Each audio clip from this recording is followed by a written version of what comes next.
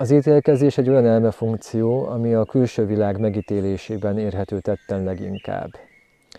Ez a működés mélyebb szinten testi érzeteink megítélése.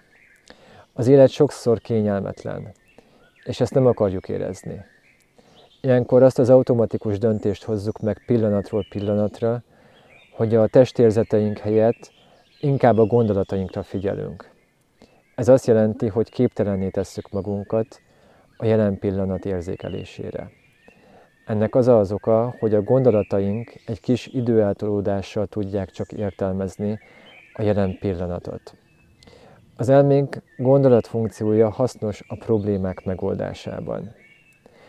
Ami viszont sok embernél már berosdásodott, az a kapcsoló, amivel ki tudnánk kapcsolni ezt a funkciót, amikor nincs rá szükségünk, és csak szeretnénk a jelen pillanatot élvezni.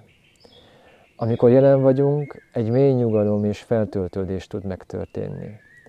A különállóságérzetünk egy kicsit elmosódik, és tudatunk összeolvad a minket körbeölelő valósággal.